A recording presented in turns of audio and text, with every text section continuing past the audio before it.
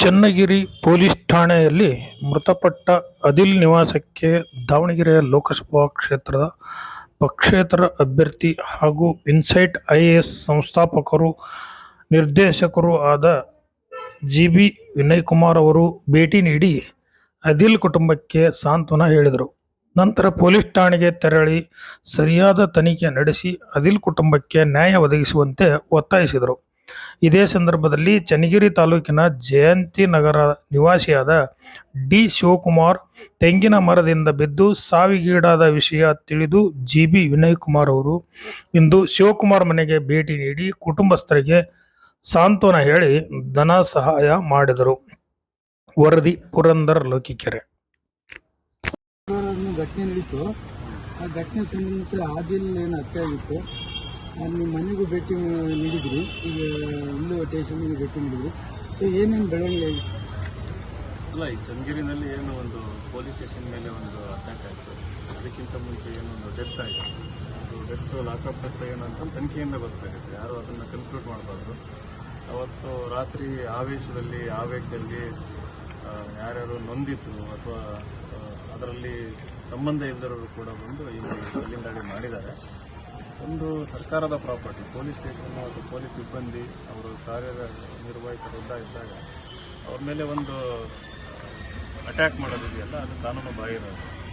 ಎಕ್ಸಾಕ್ಟಾಗಿ ಯಾರು ಮಾಡಿದ್ದಾರೆ ಅವರನ್ನು ಗುರುತಿಸಿ ಅವ್ರನ್ನ ಬಂಧಿಸಿ ಶಿಕ್ಷೆ ಆಗಲಿ, ಜೊತೆಗೆ ಅವ್ರಿಗೂ ಕೂಡ ನ್ಯಾಯ ಸಿಗಲಿ. ಆಮೇಲೆ ಏನೋ ಒಂದು ಜೀವ ಹೋಗಿದೆಯಲ್ಲ, ಅದಕ್ಕೆ ನಿಖರ ಕಾರಣ ಏನಂತ ಅದು ಕೂಡ ಸತ್ಯಾಂಶ ಗೊತ್ತಾಗಬೇಕು, ಅದು ಇಡೀ ಸಮಾಜಕ್ಕೆ ಗೊತ್ತಾಗಬೇಕು. ಆಮೇಲೆ ಇನ್ನೊಂದು ಬೆಳವಣಿಗೆ ಏನಂದರೆ, ಇದನ್ನು ಕೆಲವೊಬ್ಬರು ಹಿಂದೂ ಮುಸ್ಲಿಂ ಗಲಭೆ ಅನ್ನೋ ಥರನೂ ಕೂಡ ಪ್ರಯತ್ನ ಮಾಡ್ತಾರೆ ಚನ್ನಗಿರಿನಲ್ಲಿ.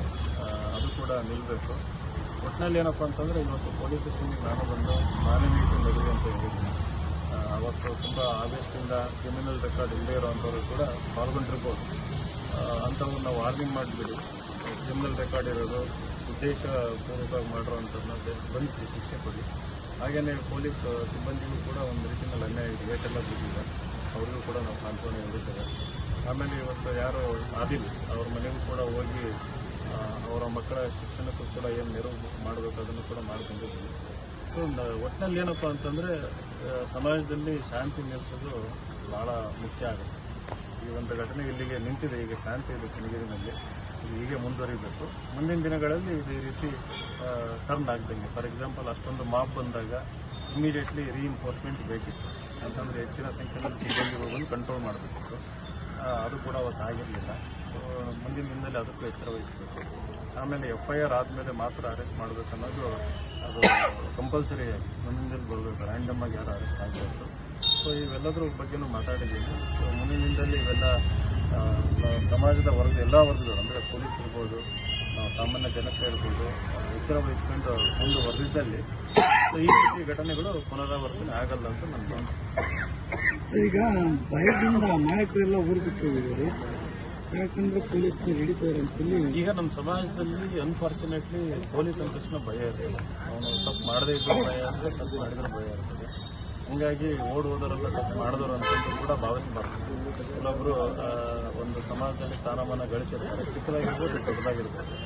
ಒಂದು ಎಲ್ಲೋ ನಮ್ಮನ್ನ ರ್ಯಾಂಡಮ್ ಆಗಿ ಅರೆಸ್ಟ್ ಮಾಡ್ಬೋದು ಅನ್ನೋ ಭಯದಿಂದನೂ ಕೂಡ ಓಡೋಗಿರೋ ಸಾಧ್ಯತೆ ಇರ್ತದೆ. ಹಾಗಾಗಿ ಪೊಲೀಸಲ್ಲಿ ಅದನ್ನೂ ಹೇಳಿದ್ದೀನಿ, ಓಡೋಗಿರೋರು ಬಾಗಿಲಾಕಿರೋರೆಲ್ಲ ಕ್ರಿಮಿನಲ್ಸ್ ಅಲ್ಲ, ಕೆಲವೊಬ್ಬರು ಎದುರ್ಕೊಂಡಿರ್ತಾರೆ. ಸೊ ಅದನ್ನು ಕೂಡ ಹೋಗಬೇಕು. ಎಲ್ಲದಕ್ಕಿಂತ ಇಂಪಾರ್ಟೆಂಟು ಪೊಲೀಸ್ ಅಂದರೆ ಒಂದು ಭಯ ಏನಿದೆ ಸಮಾಜದಲ್ಲಿ, ಅದು ಹೋಗಬೇಕು. ಪೊಲೀಸ್ ಒಂದು ಕಮ್ಯುನಿಟಿ ಪೊಲೀಸಿಂಗ್ ಅಂತ ಬರುತ್ತೆ, ಅಂದರೆ ಸಮಾಜದಲ್ಲಿ ಅವರು ಕೂಡ ನಮ್ಮ ಸ್ನೇಹಿತರಂತೆ ವರ್ತಿಸಬೇಕು. ಆ ಒಂದು ಬೆಳವಣಿಗೆ ನಮ್ಮ ಸಮಾಜದಲ್ಲಿ ಆಗಬೇಕು. ಎಲ್ಲೋ ಒಂದು ರೀತಿಯಲ್ಲಿ ಇವೆಲ್ಲ ಆಗ್ತಾ ಇಲ್ಲ. ಸೊ ಅದಕ್ಕೂ ಕೂಡ ಏನಾದರೂ ಮುಂದಿನ ದಿನದಲ್ಲಿ ಕಾರ್ಯಕ್ರಮಗಳು ಮಾಡಬೇಕಂತಲೂ ಕೂಡ ಯೋಚನೆ ಮಾಡ್ತಾ ಇದ್ದೀವಿ. ಸರ್, ಈಗ ಆ ಸ್ಟೇಷನ್ ಭೇಟಿ ನೀಡಲ್ಲ, ಎಷ್ಟು ಜನ ಅರೆಸ್ಟ್ ಮಾಡಿದ್ದಾರೆ ಅಂತ ಏನೋ ಮಾಹಿತಿ ಹೇಳಿದ್ರು. 28 ಜನ ಮಾಡಿದ್ದೀವಿ, ಇನ್ನೂ 50 ಜನ ಲಿಸ್ಟ್ ಮಾಡಿದೆ ಅಂತ ಹೇಳಿದರು. ನಾನು ಹೇಳಿದೆ 50 ಲಿಸ್ಟಲ್ಲಿ ನೋಡಿ, ಮುಂಚೆನೇ ಅಮಾಯಕರು ಆಗಿರೋದು, ಇನ್ನೋಸೆಂಟ್ ಆಗಿರೋದು, ರ್ಯಾಂಡಮ್ ಆಗಿ ಅರೆಸ್ಟ್ ಮಾಡಬೇಡಿ ಅಂತ ಅದನ್ನು ಕೇಳ್ಕೊಂಡಿದ್ದೀನಿ. ಮಾನವೀಯತೆ ಮೀರಿದೆ ಅಂತ ನಡೆದ ಗಲಭೆ ಕುರಿತಂತೆ ತಾವು ಏನು ಹೇಳಕ್ಕೆ ಬಯಸ್ತೇವೆ? ಮೊದಲನೇದಾಗಿ ಈ ರೀತಿ ಗಲಭೆಗಳು ನಡೆಯೋದು ದುರದೃಷ್ಟ ಅಂತ. ಒಂದು ಗಲಭೆಗಳು ಯಾಕೆ ನಡೀತಾವೆ ಅಂತಂದ್ರೆ ನಾವು ವಿಶ್ಲೇಷಣೆ ಮಾಡಬೇಕು. ಈಗ ನಾವೆಲ್ಲ ಉಳಿದವರು ಕಂಡಂತೆ ಮೂವಿ ನೋಡಿದ್ದೀವಿ. ಒಂದು ವಿಚಾರನ 100 ಆ್ಯಂಗಲಿಂದ ನೋಡ್ತಾರೆ. ಅಲ್ಟಿಮೇಟ್ಲಿ ಏನಂತಂದ್ರೆ ಇಲ್ಲಿ ನ್ಯಾಯಕ್ಕೆ ಜಯ ಸಿಗಬೇಕು ಅನ್ನೋದು. ಮೊದಲನೇದಾಗಿ ಆದಿಲ್ ಅಂತ ಏನು ಆತ ಸಾವಿಗೀಡಾಗಿದ್ದಾನೆ, ಅದರ ಸತ್ಯ ಹೊರಬರಬೇಕು, ಎಕ್ಸಾಕ್ಟ್ಲಿ ಏನಾಯಿತು ಅಂತಂದ್ರೆ ಅವ್ರ ಕುಟುಂಬಕ್ಕೆ ಒಂದು ಸಾಂತ್ವನ ಜೊತೆಗೆ ಪರಿಹಾರ ಜೊತೆಗೆ ಒಂದು ನ್ಯಾಯನೂ ಕೂಡ ಸಿಗಬೇಕು. ಎರಡನೇದಾಗಿ ಯಾಕೆ FIR ಇದ್ದಂಗೆ ಅರೆಸ್ಟ್ ಆಯಿತು ಅಂತಂದು ಕೂಡ ಒಂದು ಪ್ರಶ್ನೆ ಬಂದಿದೆ. ಆಮೇಲೆ ಯಾಕೆ ಆ ಗಲಭೆನ ಕಂಟ್ರೋಲ್ ಮಾಡೋಕ್ಕಾಗಲಿಲ್ಲ ಪೊಲೀಸರು, ಸಿಬ್ಬಂದಿಗಳು ಕೊರತೆ ಇತ್ತು, ಅದು ಕೂಡ ಒಂದು ಪ್ರಶ್ನೆ ಇದೆ. ಎಲ್ಲಕ್ಕಿಂತ ಹೆಚ್ಚಾಗಿ ಈ ರೀತಿ ಒಂದು ಆಂಟಿ ಸೋಷಿಯಲ್ ಎಲಿಮೆಂಟ್ಸ್ ಯಾರು ಜೀಪನ್ನು ಹೊಡೆದಾಕಿದ್ದಿರ್ಬೋದು, ಕಲ್ಲು ತುರಿತಿರ್ಬೋದು, ಇನ್ನೋಸೆಂಟ್ ಪೊಲೀಸ್ ಯಾರಿದ್ರು ಅವ್ರಿಗೂ ಕೂಡ ಏಟಾಗಿದೆ, ಗಾಯಗಳಾಗಿದ್ದಾವೆ. ಅವರು ಕರ್ತವ್ಯ ನಿರ್ವಹಿಸಬೇಕಾದ್ರೆ ಅವ್ರ ಮೇಲೆ ಒಂದು ಗಲಭೆ ಆಗಿರೋದು ಅದು ಕೂಡ ಅನ್ಯಾಯ. ಸೊ ಅವರನ್ನು ಕರೆಕ್ಟಾಗಿ ಐಡೆಂಟಿಫೈ ಮಾಡಿ ಅವರಿಗೆ ಪನಿಷ್ಮೆಂಟ್ ಆಗಲೇಬೇಕು. ಆದರೆ ಅದೇ ಹೊತ್ತಿನಲ್ಲಿ ಕುತೂಹಲದಿಂದ ನೂರಾರು ಜನ ಬಂದಿರ್ತಾರೆ ನೋಡೋದಕ್ಕೆ ಅಂತ. ಸೊ ಅವರನ್ನು ಬಂಧಿಸಬಾರ್ದು. ಅದರಲ್ಲಿ ಯಾರು ಇನ್ನೋಸೆಂಟ್ ಇದ್ದಾರೆ ಅವರನ್ನು ಬಿಡಬೇಕು. ಆಮೇಲೆ ಸರಿಯಾಗಿ ವಿಚಾರಣೆ ಮಾಡಬೇಕು, ಮಾನವೀಯತೆಯಿಂದ ವಿಚಾರಣೆ ಮಾಡಬೇಕು ಎಂದು ಇವತ್ತು ಚನ್ನಗಿರಿಗೆ ಬಂದು ನಾನು ಪೊಲೀಸ್ ಸ್ಟೇಷನ್ಗೆ ಹೋಗಿದ್ದೆ.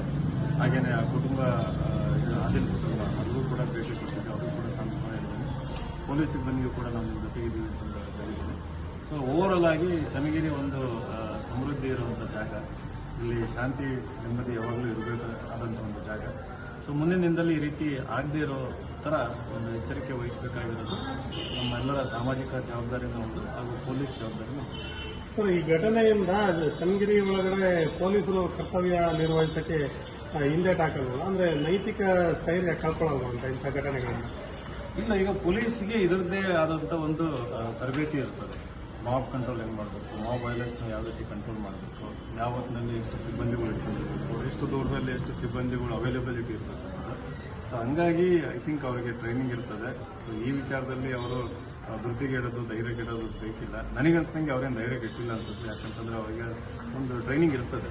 ಸೊ ಇದೇನು ಚನ್ನಗಿರಿನಲ್ಲಿ ಯಾರೋ ಒಂದು 10 ಜನ 20 ಜನ ಮಾಡಿದ್ರು ಅಂತ ತಕ್ಷಣ ಅದನ್ನ ಈ ರೀತಿ ಬಿಡಿಸೋದು ಸರಿ ಇರೋದಿಲ್ಲ. 10-20 ಜನ ಅಲ್ಲ ಸರ್, ಕನಿಷ್ಠ 3,000 ಜನಕ್ಕೂ ಅಧಿಕ ಇದ್ರು. ಯಾಕಂತಂದ್ರೆ ತಾವು ನೋಡಬಹುದು ಸರ್, ಸುದ್ದಿವಾಹಿನಿಗಳಲ್ಲಿ ಅದು ತುಂಬಾನೇ ಜನ ಇದ್ರು. ಕಲ್ಲು ತೂರಾಟನೂ ಸಹ ತುಂಬಾನೇ ಜೋರಾಗಿನೇ ಬಿದ್ದಿದೆ. ಇಲ್ಲಿ ಇನ್ನೊಂದು ನಾವು ಆಂಗಲ್ ನೋಡ್ಬೇಕು. ಇಲ್ಲಿ ಸುಳ್ಳು ಸುದ್ದಿ ಏನಂತೀವಿ, ಫೇಕ್ ನ್ಯೂಸ್ ಅಂತಂದು, ಈಗ ಅದು ಲಾಕಪ್ ಡೆತ್ ಆಗಿಲ್ಲದೆ ಇದ್ದಾಗಲೂ ಕೂಡ ಅದು ಗೊತ್ತಿಲ್ಲ, ತನಿಖೆಯಿಂದ ಹೊರಗೆ ಬರ್ತದೆ. ಈಗ ಅದನ್ನ ಲಾಕಪ್ ಡೆತ್ ಅಥವಾ ಪೊಲೀಸರೇ ಹತ್ಯೆ ಮಾಡಿದ್ರು ಅಥವಾ ಇನ್ನೇನೋ ಸುಳ್ಳು ಸುದ್ದಿ ಹರಿದಾಡ್ದಾಗ ಏನಾಗ್ತದೆ, ಜನಗಳಲ್ಲಿ ಸಹಜವಾಗಿ ಒಂದು ನೋವಿರ್ತದೆ. ಪೊಲೀಸರು ನಮ್ಮನ್ನು ಕಾಪಾಡಬೇಕಾದ್ರು ಈ ರೀತಿ ಇರ್ತದೆ. ಸೊ ಆ ಒಂದು ಆವೇಗದಲ್ಲಿ ಆವೇಶದಲ್ಲಿ ಅನೇಕ ಜನ ಬಂದಿರ್ತಾರೆ. ಸೊ ಅದು ಎಲ್ಲರೂ ಕ್ರಿಮಿನಲ್ಸ್ ಅಲ್ಲ, ಎಲ್ಲರೂ ಕ್ರಿಮಿನಲ್ ಬ್ಯಾಕ್ಗ್ರೌಂಡ್ ಇರೋದಿಲ್ಲ. ಅದರಲ್ಲಿ ಆ ಹೊತ್ತಿನಲ್ಲಿ ಆಗಿರೋಂಥ ಘಟನೆ ಇರ್ತದೆ. ಬಟ್ ತಪ್ಪೇ ಅದು. ಅವರು ಕಾನೂನನ್ನ ಕೈಗೆ ಅವರನ್ನು ಐಡೆಂಟಿಫೈ ಮಾಡಿ ಪನಿಷ್ ಮಾಡಬೇಕು. ಬಟ್ ಎಲ್ಲರನ್ನೂ ಕೂಡ ಇಡೀ ಸಮಾಜನ ಅದಕ್ಕೆ ಒಂದು ಏನಂತೀವಿ ಟಾರ್ಗೆಟ್ ಮಾಡಬಾರ್ದು ಅಂತ. ನಿನ್ನೆ ಕೂಡ ಇಲ್ಲಿ ವಿಶ್ವ ಹಿಂದೂ ಪರಿಷತ್ ಅವರು ಕೂಡ ಒಂದು ಪ್ರೊಟೆಸ್ಟ್ ಮಾಡಿದ್ದಾರೆ, ಇನ್ನೂ ಹೆಚ್ಚಿನ ಸಂಖ್ಯೆಯಲ್ಲಿ ಅರೆಸ್ಟ್ ಮಾಡಿ ಅಂತಂದು. ಐ ಥಿಂಕ್ ಅದು ತಪ್ಪು ಅಂತ. ಯಾಕಂದರೆ ಪೊಲೀಸ್ನ ಈ ರೀತಿ ಒತ್ತಡಕ್ಕೆ ತಂದಾಗ ಅವರು ಅಮಾಯಕರನ್ನು ಕೂಡ ಅರೆಸ್ಟ್ ಮಾಡ್ಕೊಂಡ್ಬರೋ ಒಂದು ಸಂದರ್ಭ ಕೂಡ ಬರ್ತದೆ. VSP ನಡೆ ತಪ್ಪು ಅಂತ ಹೇಳ್ತಿರೋ ತಾವು? ಅಲ್ಲ, ತಪ್ಪು ಮಾಡಿರೋನ್ನ ಅರೆಸ್ಟ್ ಮಾಡಿ ಅನ್ನೋದು ಸರಿ. ಅವರು ಸಹ ಅದನ್ನೇ ಆಗ್ರಹಿಸಿರೋದಲ್ಲ ಸರ್? ಅವರು ಒಂದು ಸಮಾಜನ ಟಾರ್ಗೆಟ್ ಮಾಡೋದು. ಅಲ್ಲಿ ನೋಡಕ್ ಬಂದವರು ಬಂದಿದ್ದವರೇ ಒಂದು ಸಮಾಜದವರಲ್ಲ ಸರ್, ಅಲ್ಲಿ ಹಿಂದೂಗಳು ಯಾರು ಬಂದಿದ್ದಿಲ್ಲ. ಆ ರೀತಿ ಹೇಳೋದು ತಪ್ಪಾಗ್ತದೆ. ಈಗ ನೀವು ಹೋಗಿರ್ತೀರಲ್ಲಿ, ಅಥವಾ ಇನ್ಯಾರೋ ಅಲ್ಲಿ ಅಕ್ಕಪಕ್ಕ ಇರೋ ಅಂಗಡಿಯವರು ಇರ್ತಾರೆ, ಅವರು ಕೂಡ ಹೋಗಿರ್ತಾರೆ. ಇದೇ ತಪ್ಪಾಗೋದು ಅಂತ. ಸಮಾಜದಲ್ಲಿ ಏನಂತಂದ್ರೆ ಒಂದು ಸಮಾಜನ ಟಾರ್ಗೆಟ್ ಮಾಡಿ ನಾವು ಮಾತಾಡಿದಾಗ, ಒಂದು ಟಾರ್ಗೆಟ್ ಮಾಡಿದಾಗ ಏನಾಗ್ತದೆ, ಅವರಿಗೆ ಎಲ್ಲೋ ನಮ್ಮನ್ನ ವಿಕ್ಟಿಮೈಸೇಷನ್ ಅಂತಾರೆ ಇಂಗ್ಲೀಷಲ್ಲಿ. ಸೊ ಈ ಥರ ಆದಾಗ ಪೋಲರೈಸೇಷನ್ ಅಂತಂದು ಅಂದರೆ ಧ್ರುವೀಕರಣ ಅಂತಂದು, ಸೊ ಸಮಾಜಕ್ಕೆ ಒಳ್ಳೇದಲ್ಲ ಅಂತ ನನ್ನ ಅನಿಸಿಕೆ.